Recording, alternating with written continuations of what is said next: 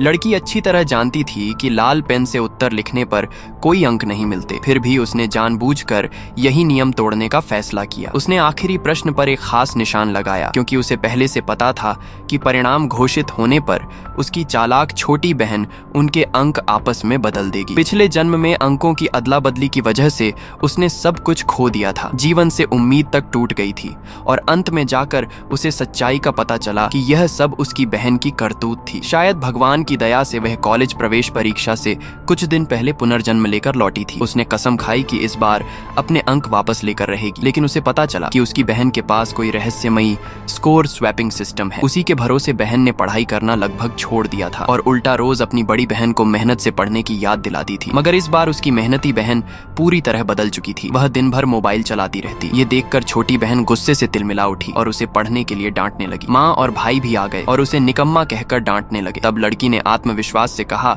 कि उसे पढ़ाई की जरूरत ही नहीं, वह सीधे हार्वर्ड में दाखिला पाएगी। माँ ने बिना संदेह उसकी बात मान ली और परिवार ने सोचा कि अगर वह छोटी बहन की पढ़ाई सुधार दे तो अच्छा होगा। लड़की ने दिखावे के लिए बहन की पढ़ाई में मदद करने का नाटक किया, लेकिन उसे रोज ढेर सारा घर का काम करवाने लगी। छोटी बहन बस परीक्षा के दिन का इंतजार करती रही ताकि फिर से उसके अंक चुरा सके। परीक्षा के दिन दोनों बहनें परीक्षा कक्ष में पहुंची। लड़की ने इस बार भी गंभीरता से प्रश्न हल किए, लेकिन लाल पेन से लिखे और सबसे कठिन आखिरी प्रश्न को खाली छोड़ दिया, क्योंकि पिछले जन्म में पूरे देश में सिर्फ वही उस प्रश्न को हल कर पाई थी। उसे भरोसा था कि इसी विशेष प्रश्न के आधार पर चाहे कुल अंक कुछ भी हों, उसे हार्वर्ड में प्रवेश मिल जाएगा। परीक्षा के बाद उसने बेहद निश्चिंत होने का नाटक किया और सबको कहा कि उसका हार्वर्ड में चयन पक्का है। माता पिता खुश होकर उसके लिए भव्य जश्न मनाने लगे, लेकिन परिणाम आने पर सब स्तब्ध रह गए। उसे केवल 10 अंक मिले। माँ गुस्से से पागल हो गई और उसे परिवार की बदनामी का कारण बताने लगी। लोगों ने भी ताने मारे कि उसके अच्छे अंक हमेशा नकल से आते थे। तभी छोटी बहन आत्मविश्वास से आगे आई और बोली कि वह अब तक अपनी असली प्रतिभा छिपा रही थी और इस बार वही टॉपर बनेगी। जैसे ही वह अपना परिणाम देखने पहुंची, सबकी सांसें थम गईं। उसके अंक 0 थे और वहां मौजूद हर व्यक्ति हैरान रह गया।